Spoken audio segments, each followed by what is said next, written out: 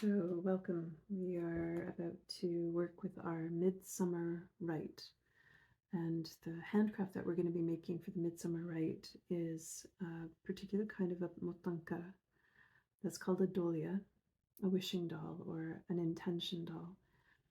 The interesting thing is that all of the motanki actually carry our prayers and our intentions. So in that way, I think of them all similarly, that they are like being able to, we can put our vision or wishes out there through our motanka work, motankarstvo. I don't know how to say it properly. This particular one though is called Adolia because she works with the fates. And so if you'll remember, if you have done it, and if you haven't, then you might do it in the coming year. In the midwinter rite, we made something called a Varoshka dolia. Varoshka means like a fortune teller. Again, I don't really like the word fortune teller. She's more like a seer, and she's able to see the potentiality, given your intentions, given your actions, and given your heart direction. She can see the potentiality of what is unfolding in your life. So that's the Varoshka Dolia. She's a mature woman. The Dolia that we make at the Midsummer Rite is a young maiden, full of life, full of potential. It's really interesting because it's almost like these sort of paradoxical kinds of energies that we see meeting at this time of year. On the one hand, we're celebrating. This particular rite is actually intended to be a celebration and a thank you, a deep gratitude to Mother Earth for her abundant richness. She's come to her greatest fruition. You know, she's making an abundance of food, whether that's fruits or honey or herbs or flowers or grains, you name it. You know, the food is out there, and our job is to be working on harvesting it and storing it so that we can have it available to us through the rest of the year when Mother Earth needs to be resting or going into a rest phase and then a germination phase. So why would we be making a maiden dolia, a young dolia, at this particular time of year? It actually has to do with the symbols that we've talked about before, which is the cross quarters. You can see on my butterfly cross quarters versus the solar cross. So we've just come through, in terms of the solar cross, we've just come through the summer equinox. Definitely for those in the northern hemisphere, we're noticing that the days are already discernibly growing shorter by midsummer. The sun is setting earlier and earlier. And while we're still the whole world is experiencing quite a bit of heat, which is why I'm not outdoors today. It's in the 30s, and it's a humid bath outside in northwestern Ontario, so I decided to take myself indoors. So even though the heat is still quite prominent, we can see that the sun has turned the wheel of the year and has reached its height and now is descending in terms of how much time we get to spend with the sun. But conversely, the night is growing. The night is growing, and so is our time spent with the moon. The moon is, in this way we say the moon is also growing, even though it's it has its own phases, and we have a new lunation every 28-ish days, 29-ish days. What we say is that we're spending more and more time with the moon during the dark season. So in terms of cross quarters then, season of dark, season of light. During the season of light, that's usually from mid-spring until mid-autumn. And then the season of dark is from mid-autumn until mid-spring. So at this particular point, we're at the very beginning of seeing the descent of the sun and the increase of the evening hours. We have not yet met the season of darkness. That will still be several lunations to come. But that also means that our journey with the night sky is young, and that's why we have the Dolia, who is the young maiden. She's representing our time with the nighttime. You see, Dolia being the spinning of the fates, it's like being able to see clearly in the dark, whether it's the Varoshka, who is the mature um, seer, who's seeing in the darkness, even though the darkness is starting to lift during the mid-winter. We've passed already at that point the longest night of the year, and now we're seeing the increase of light. And so we make the Voroshka Dolia, who is a mature seer, because she represents the aged time of darkness. And in a few lunations, the time of darkness will lift and will be shifted into the time of, or the season of light.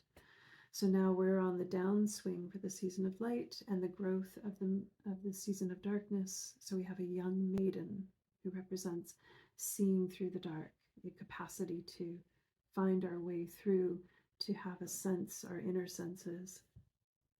So that's the mutanka that we're going to make. We also have an aspect to our rite that I will probably film tomorrow. And that's another honor, giving honor to the Mother Earth, Matka Matyusa, or you can call her Matizemlia. A few words about what we have and what you'll need. So I have red thread and red cotton, fully cotton cloth that will, eventually break down if I'm going to leave this particular herbal mutanka outdoors. Why red? Red is symbolic of life force. It's about the energies of strength and positive life force. It's a very strong color symbolically in embroidery and in these kinds of handcrafts. So we need to use it carefully and with understanding that that's what it's representing, is the strength of life force. And I also have herbs. I have some herbs actually, and I have some plants. So oftentimes I would go to a meadow, and I have one behind me. I chose not to go to the meadow for a few different reasons. One being that these plants were going to get cut anyway, so I might as well make use of what's already going to get cut and leave the herbs to continue to do some maturation. I did pick some of the herbs that I have growing in my garden, which are wormwood. It's very fragrant, beautiful, beautiful plant.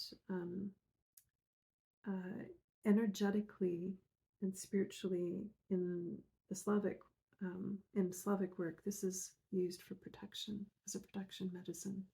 You see, wormwood is exactly like its name, wormwood. It's often used to help rid the body of parasites of various kinds, all sorts. It's a strong, strong, pungently bitter plant, and yet highly fragrant, almost floral in a way. And so energetically, it has the same properties as what we would find physically. So we use it as like basically creating a barrier, a force field.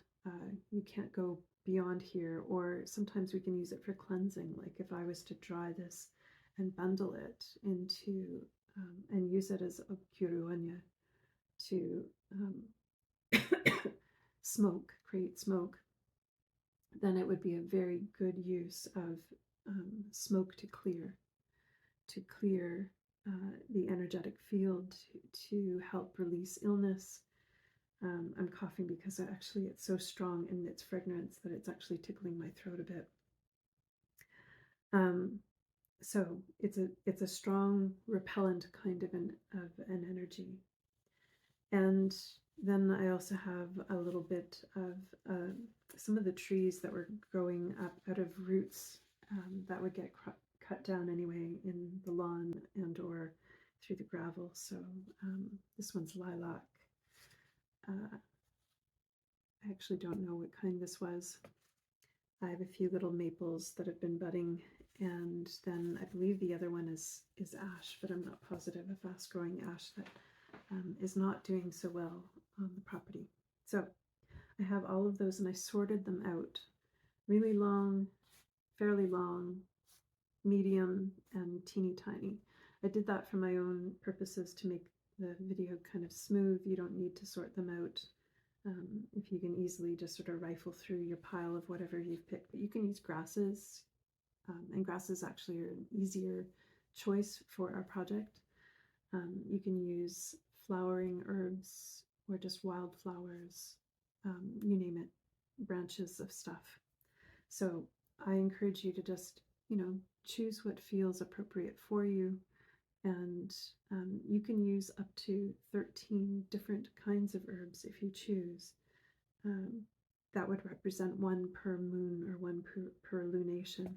And again, remember that Ardolia is honoring this time of year. It's also honoring the Earth Mother.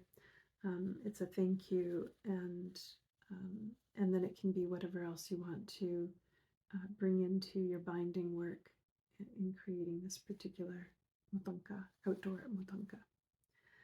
Oh, I have a little spider friend. Sorry, little spider friend. You're gonna go over here. Yeah.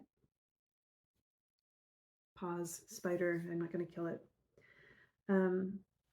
So the part that we'll be filming tomorrow is another way of honoring the earth and saying thank you to the earth. There's actually a few different things that we do through the midsummer toward the harvest season.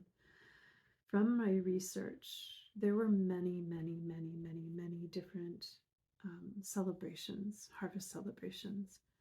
And there wasn't like one sort of pinnacle moment during the whole time. So for my own purposes, I've just relegated that I either celebrate this particular rite around the new moon or full moon, depending on which one falls first, around the midsummer time. And that's usually at no earlier than midsummer, because prior to that, we're already still working with a different set of rites. So, if that makes sense.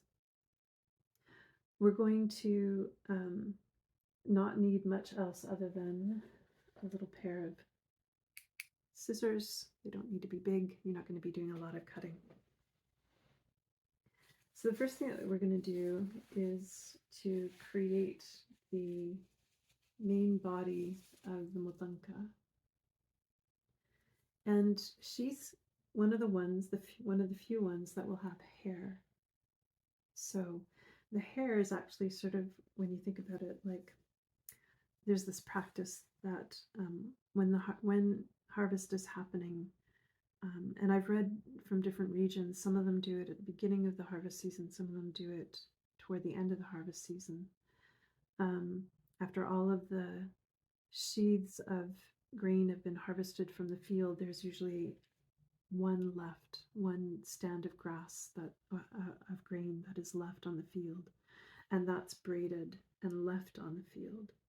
It's a place where the spirit of the land, the spirit of that harvest, the spirit of those plants can then go in and reside in that braid. I've seen it referred to in the masculine form. I've seen it referred to in the feminine form. I don't really, some people call it Vela's beard. Vela's is one of the pagan gods within the pantheon. Because I tend to work a little bit earlier than that in terms of my practices and my beliefs in terms of animism, I don't tend to think of it as the beard of Veles, but actually I think of it as the hair of the mother. I mean, literally it's coming out of Mother Earth, right? So it's just one of her expressions, one of her beautiful creations. And so we will be mimicking that hair on the motanka. So what I'm going to do is take my longest branches, my biggest ones, and bundle them together.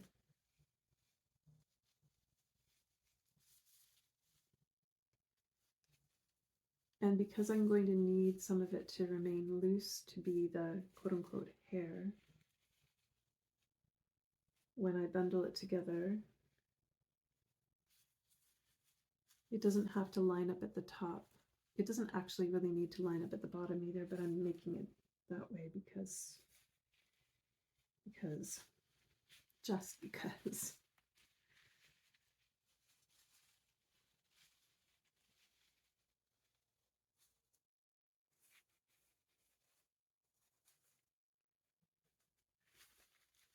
Okay.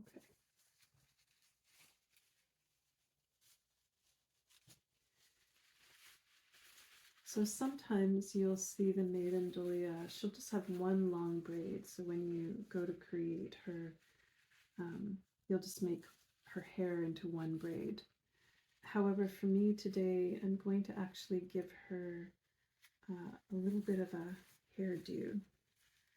I want her to have rays coming off of her head that represent the bright energy, the bright life force, the strength of life force, the strength of the solar force as it meets the earth force, and has that lovely life-giving quality. You know, when I said we can call the mother Matka, or we can call her Matyusa, that means those both mean mother. They're like affectionate forms of mother. But the more formal name for the Mother Earth is Mati Sira Zemlya. Sira means moist. Moist Mother Earth. Moist Mother Earth. Zemlya is lands. Mati would be mother. And so what's important about understanding that moisture word is that in the Slavic sort of thinking, there are three elements that are very important in the generation of life. And so it's fire, earth, and water. If we just have the sun and earth, the earth is dry and life actually cannot germinate. If we just have the earth and water, we need the fire force in order to enliven the earth and the water so that life can germinate.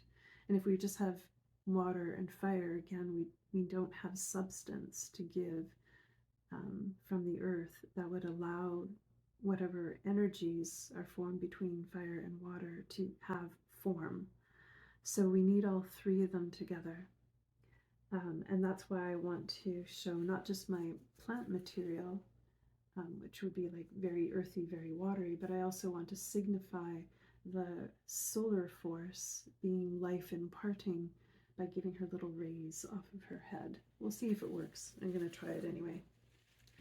So I'm holding it here. I've been holding it here while I talked. I'm going to actually make that her neck.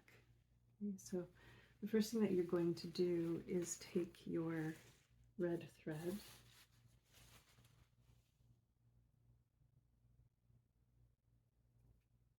and you will be using, hopefully it's cotton, you will be using your red thread. If you don't have it, you can use red string or yarn. I've got a little tail. It's going to be hard to see on the camera, but I have a little tail that I leave hanging down, and I'm going to bind the neck a few times just to hold it together. And as I'm binding, I'm imagining sun and moon kind of moving around the earth. I know they're not moving around the earth, the moon is, but figuratively, when you see the sun move across the sky and the moon move across the sky, we could imagine that they're encircling the earth. And what that does when I imagine those movements is that it's infusing the cycles of nature and the energies of nature into the mutanka. Okay, this is getting messy. Once I've done that enough times that it's going to be held in place, I will cut.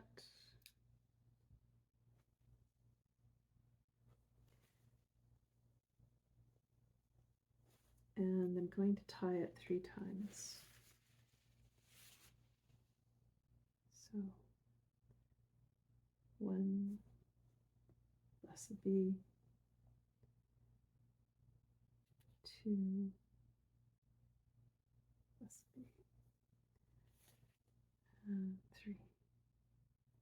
This means, when I'm tying it 3 times, what I'm thinking of is the various realms, the lower realm or underworld, the middle realm, physical realm that we're currently speaking on, and then the upper realm, kind of like the higher teachings, or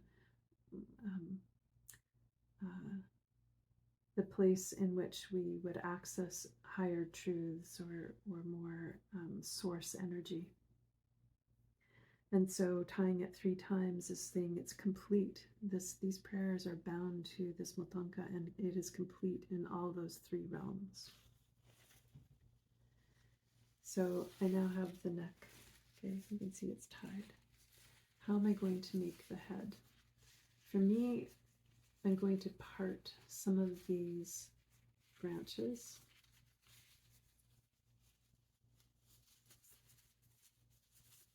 And I'm going to part them sort of, oh, this one's a little bit tied up.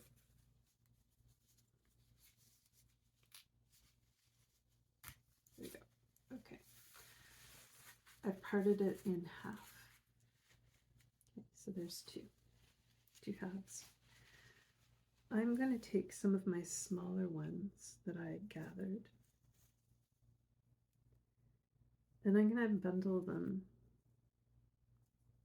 This is my very fragrant, lovely wormwood friend.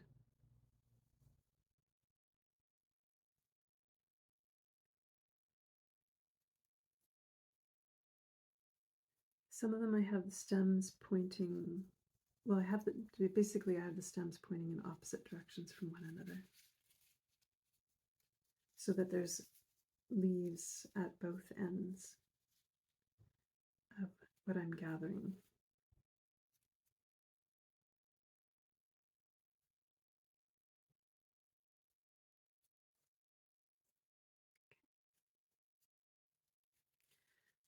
And what I'm going to do is make something that just kind of represents her face. You might do this with a flower. You might just take one flower and stick it in between those 2 halves that we've made. Or you can bundle together a few things. And it just sort of symbolically represents her face.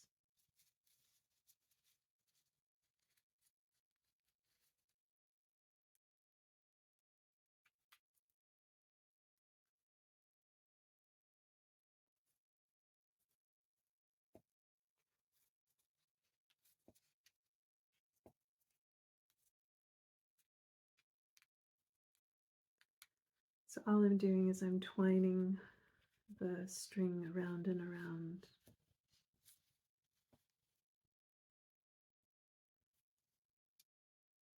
And I have a tail at one end.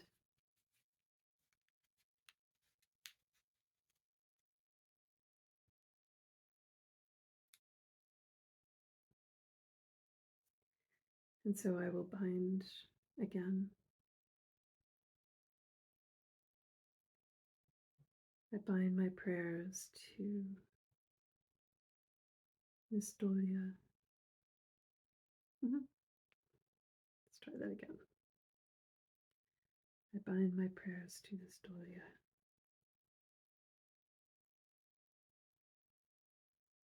I bind my prayers to this Dolia. Interesting, she's having a hard time getting bound. Blessed be. We'll just give her blessings. There we go. And blessings. Much gratitude. There we go. Now she's happy. I keep all my little tiny thread pieces. If you've done other rites with me, you know that I keep them all and then I use them as stuffing for other motanki that I make. So now I have this little thing that it's just like a little tiny bundle. And I'm going to place it in between. So here's my two halves that I've parted. I'm going to place it in between and close them up.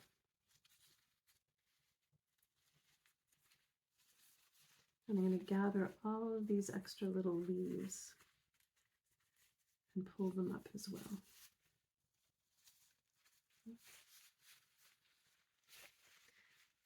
And then at the very top,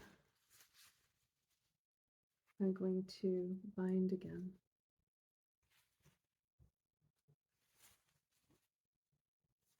Bind it all together.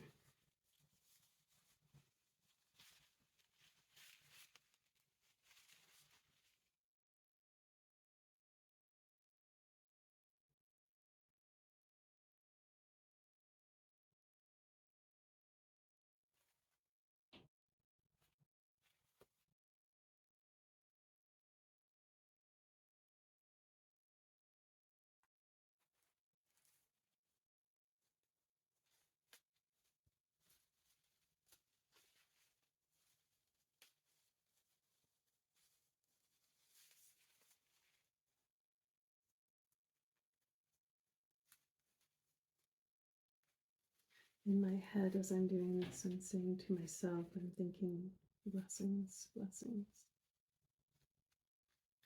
While I visualize the sun and the moon and all things good. Okay, well, that's good.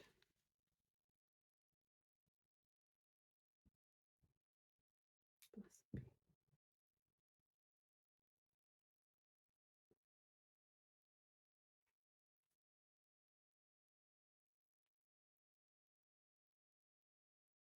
If you did the winter rite with me, which was the winter solstice, we made another outdoor upanka called Mara, winter, the winter mother. So while you could keep this particular dahlia indoors, I tend to like to put her outdoors, partly because especially if you're using flowers and they dry, they'll start to drop their petals and things like that. So far what we have is a representation of her head here, her neck. I'm going to work on her hair at the very end, so we're just going to leave it kind of wild right now, literally wild. We're going to make our arms. I'm taking my, how big do I want our arms?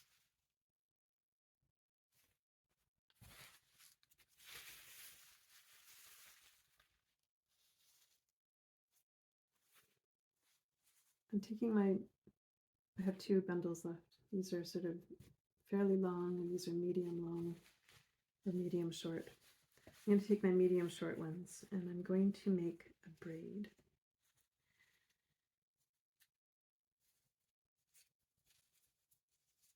I'm going to start with a couple of leaves pointing out, but not much, just a little bit.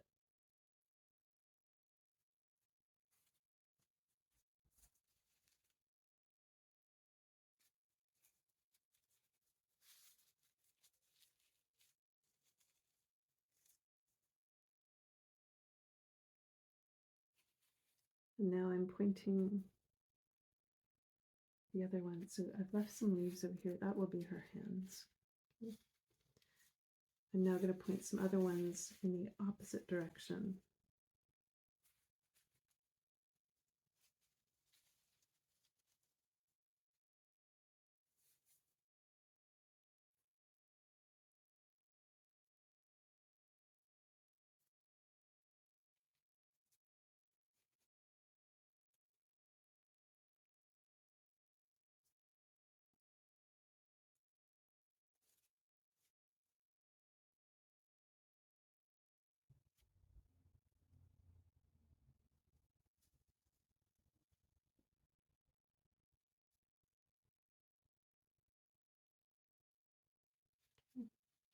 So I have some pointing in one direction, So I'm pointing in the other direction.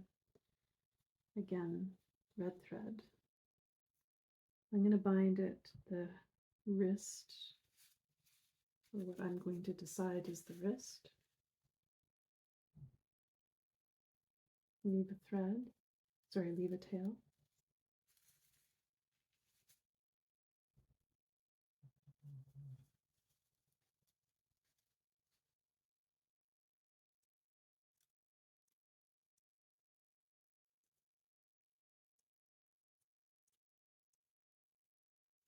So I've just made a wrist. I don't need to bind all the way down. I'm just going to make a wrist.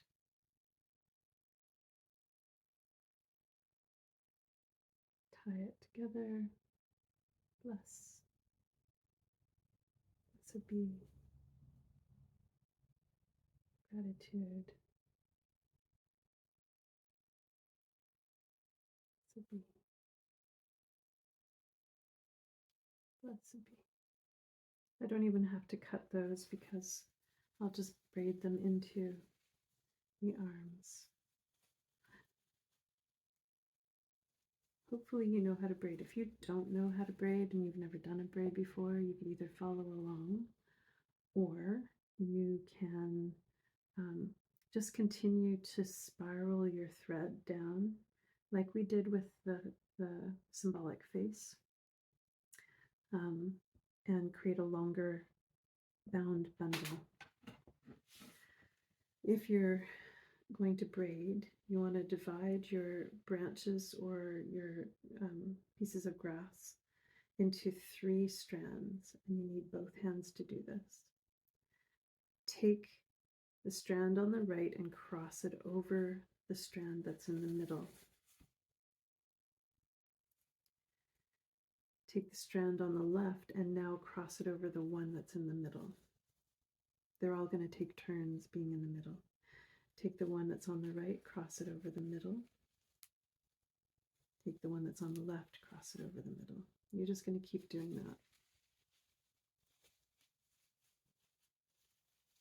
Whatever's on the outside, take turns, bring it toward and over whatever's on the inside.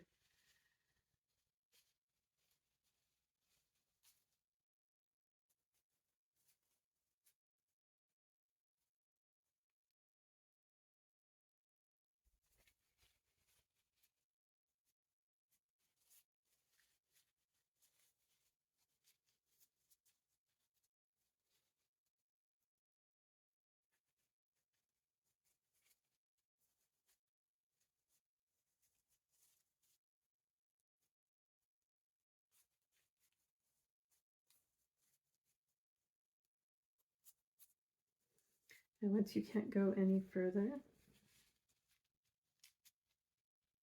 you'll need to bind that side as well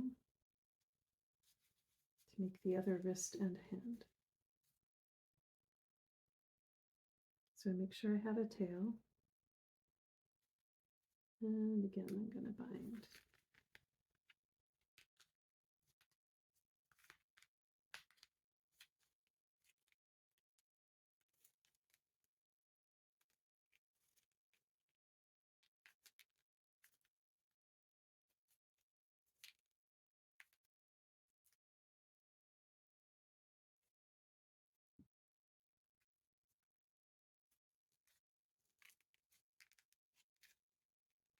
Okie doke.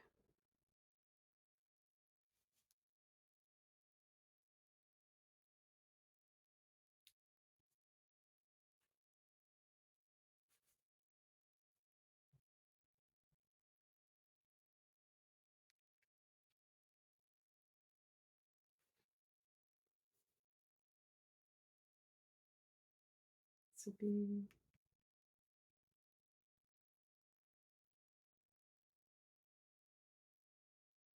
this will be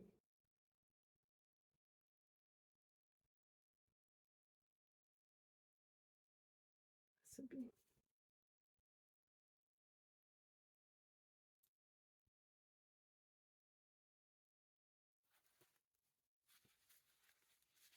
just like I split that upper portion that was for her head in half. I'm going to do the same thing for the lower portion. Split it up to the neck. Take her arms and place her arms in between. Okay. Now we're going to tie at the waist.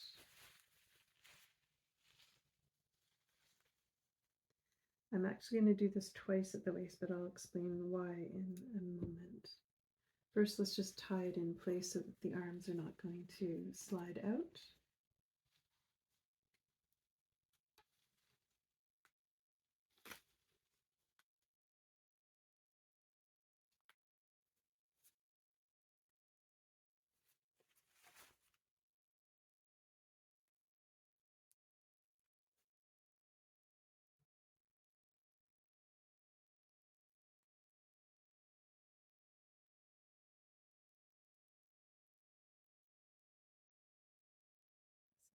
Blessed be, and blessed be. Now you may have used up all your herbs at this point. If you have, great, you're actually almost done. I still have all of these longer branches, and what I'm going to do is make them a part of her skirt. This time, instead of having the stems point down, I'm going to point the stems toward her waist.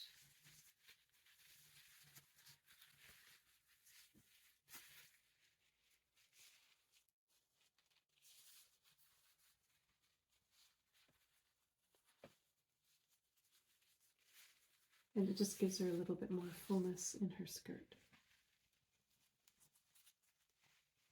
Rather than using thread this time, I'm going to give her a sash. There we go.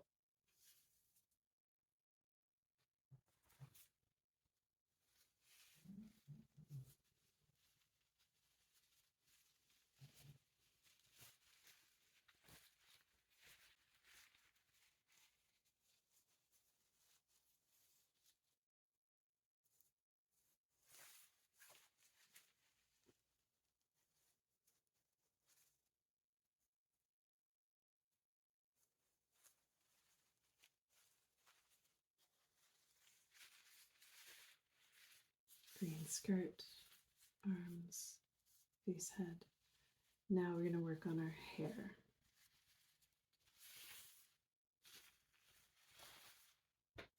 So you can do one single braid and let that one single braid be her maiden's braid, which is the usual hairdo of a young maiden who's Slavic. I'm, like I said, going to make little rays pointing out to represent the sun. I'm choosing to make 4 little rays. 1,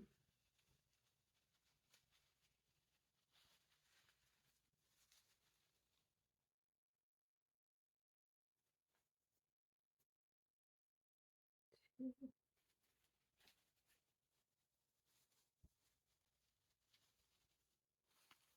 3, 4. Just trying to make them kind of even. 1, 2, 3, 4. Some of my leaves are breaking.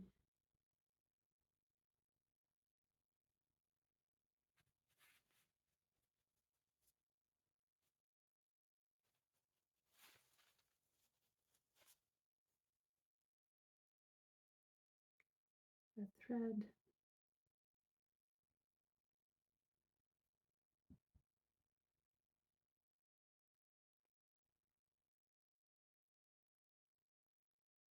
What I'd like to do to make the ray stay together is that I'm going to bind it in that kind of spiraling pattern from the base toward the top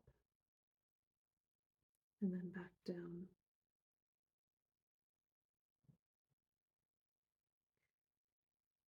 So if you're choosing to do it this way, this is how I'm starting. So I'm just going to knot it so that I know what is actually a part of this particular bundle.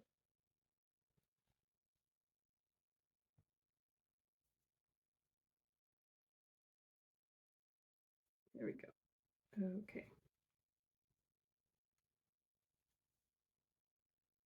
Sun, moon, moving around the earth. Blessings and blessings and blessings.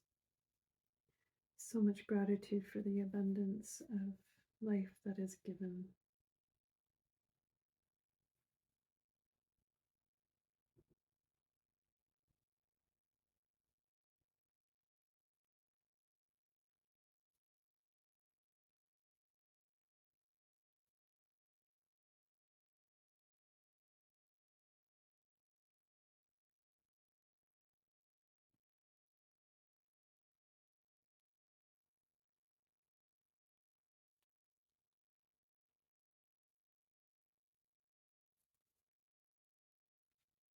Even though we may see there are times like now where the earth is suffering in one way or another, you can still say thank you for what is given, because that abundance, whatever it is what's going to sustain us.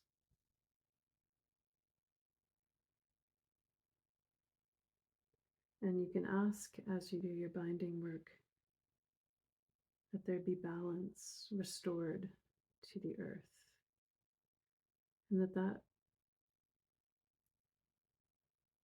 balance that's restored, that we are a part of that balance, that we will actually, in a way, we're confirming that we're going to do our part of rebalancing. We don't necessarily have to trust the corporations to find that balance for us, or even the governments to find that balance. There are so many, many amazing humans who have had amazing creative ways of helping the earth. We don't often get to hear about those. So when I'm partaking of social media, I'm not saying that I'm only doing this, but I've made it a point, especially lately, to actually look for evidence that people are doing the work to help rebalance, restore this earth in the face of what we might be told by government or industry.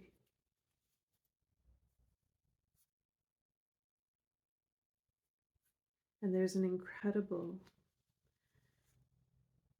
number of young people who are so insightful and creative.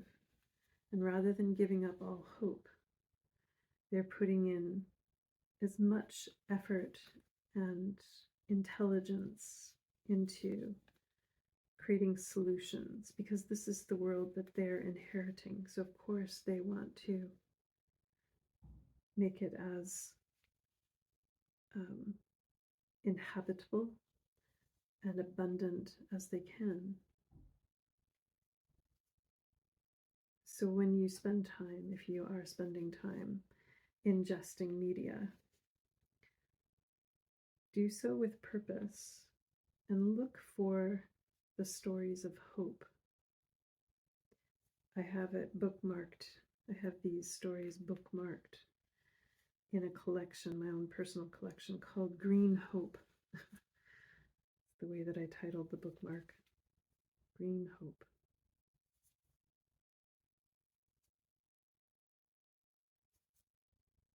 Okay, blessed be.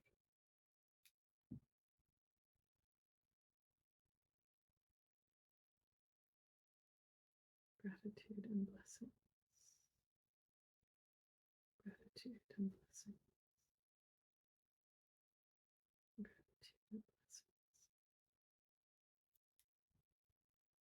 That's 2 rays. And she gets 2 more.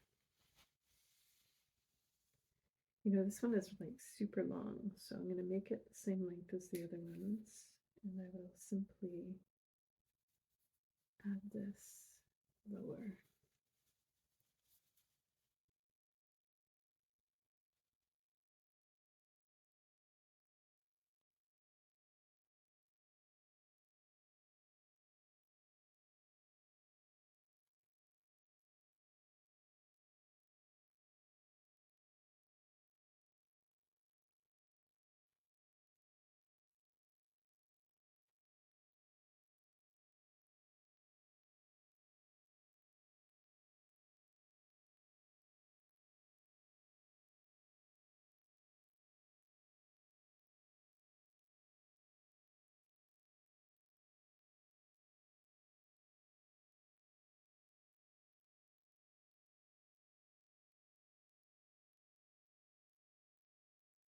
Okay, we're on ray number 3.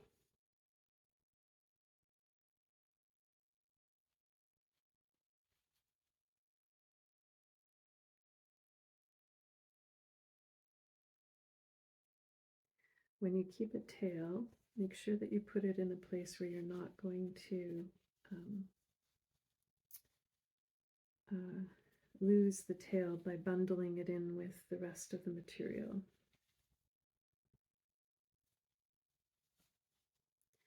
So with that tail, I actually laid it over top of her face so that it's out of my way while I do this binding work, calling on all blessings. May we find ourselves in common cause,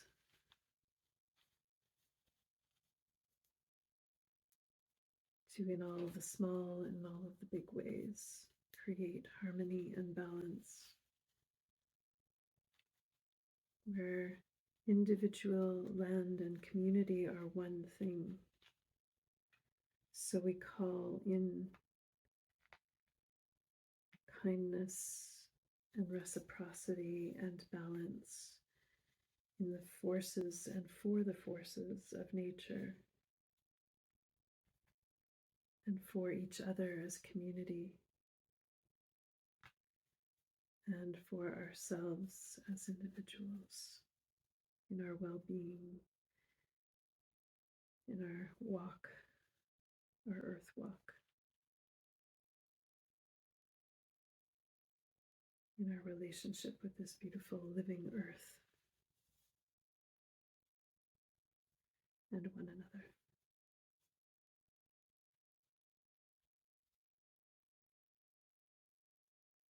Blessed be.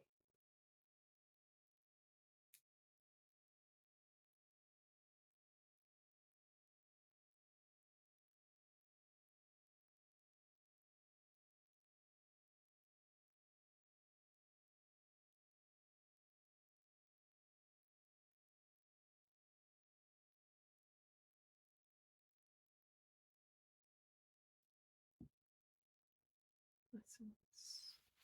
Last hair bundle.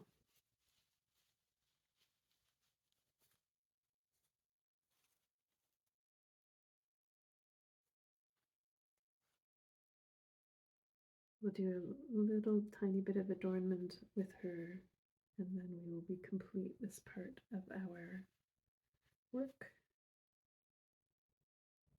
And I will pick up tomorrow with the final pieces.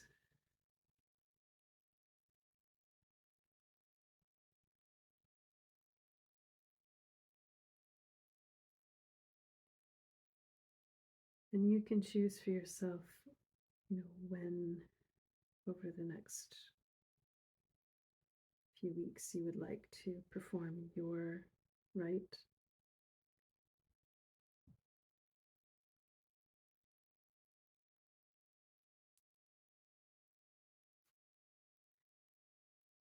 You can do it on the new moon. You can do it on the full moon. If neither of those works for you, you can do it at any point. It's more about your intention and your relationship with the mother.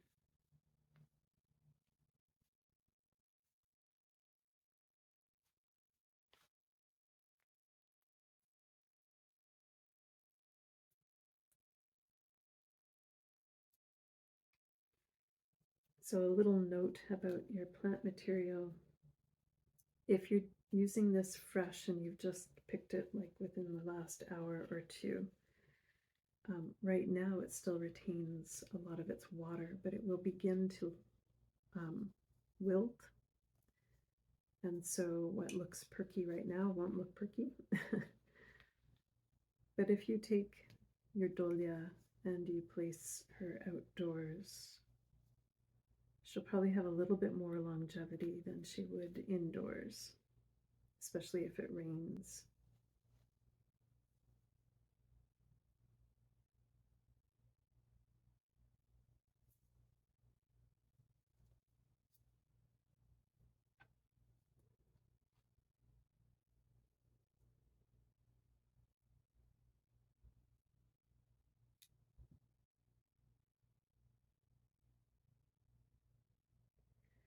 Blessed be.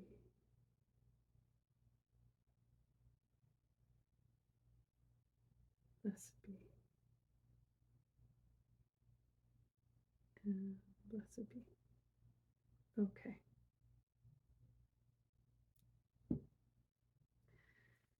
So you can see that she has the rays coming off of her face.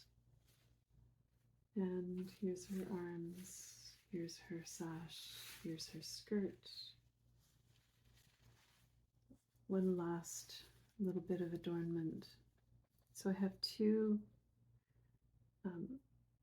cut strips from my red cloth. I'm going to tie those to her arms. These are prayer ties. I'm going to put them at the wrists with all great blessings. May we live in harmony and balance with the Mother. Always have gratitude for what she gives. And may we work and do our work toward greater harmony and balance in our earth walk here.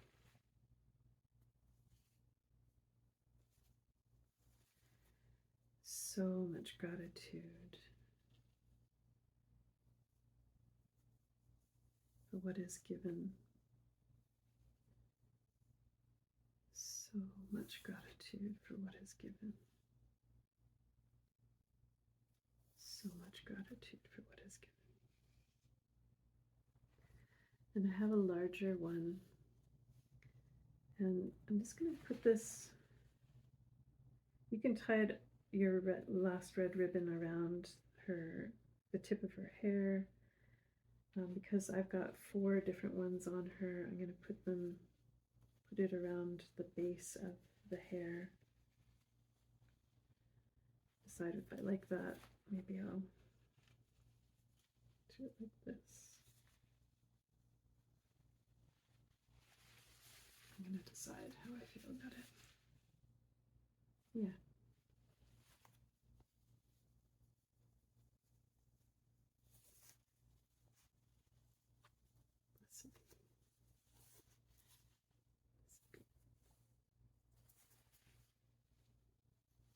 That just gives her a sense of having a headdress. All right, and there she is. Beautiful prayers, life force, honoring the Mother. And we will finish off our rites tomorrow.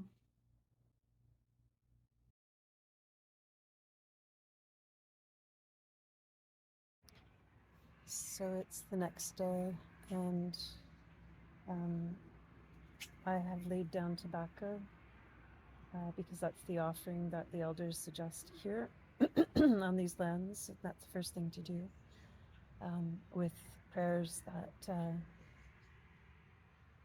the mutanka be accepted and that there be good energy here. And Then I hung the motanka up in the tree. I'm not sure if you can see it back here. It's kind of sunny and glared, and I can't quite see what's on the screen, so I'm just going for it. And the next thing that I'm going to do, and this is again what I usually do around either new moon or full moon in just past midsummer, the first one past midsummer, is that we pour oil to the earth in 4 or 8 directions with prayer. And I say 8 directions because that includes both the solar cross and the earth cross, which is what I tend to work with. And so the oils that you can use, I'm going to be using olive oil today because I don't have hemp seed oil. That was the old tradition, is to offer hemp seed oil to the earth. You could also offer flax oil. You can offer any kind of oil to the earth. Really what we're doing is we're symbolically and also literally feeding the earth, and you don't have to give much. It's just a wee tiny bit, like a dribble in each direction. So while I do this, my prayers will be internal.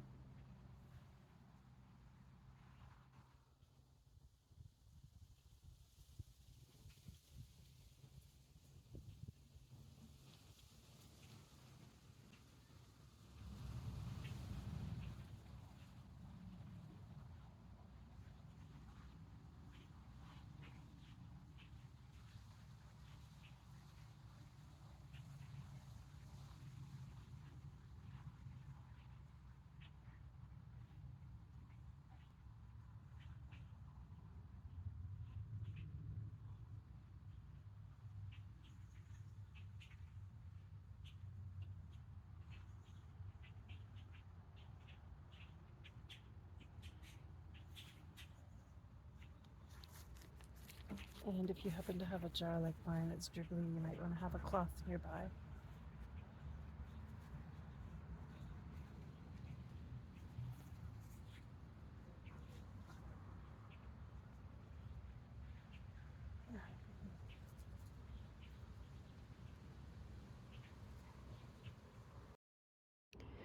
So I've simply hung her on a tree, and she will reside there for a length of time. She's going to gradually get quite dried, and the ribbons and strings probably won't fit properly anymore because everything shrinks as it dries. At some point I will remove her and either release the motanka to wild moving waters. I probably will take the larger red ribbons and burn them symbolically, but I won't be burning them until we get to winter time. Blessings on your August rites.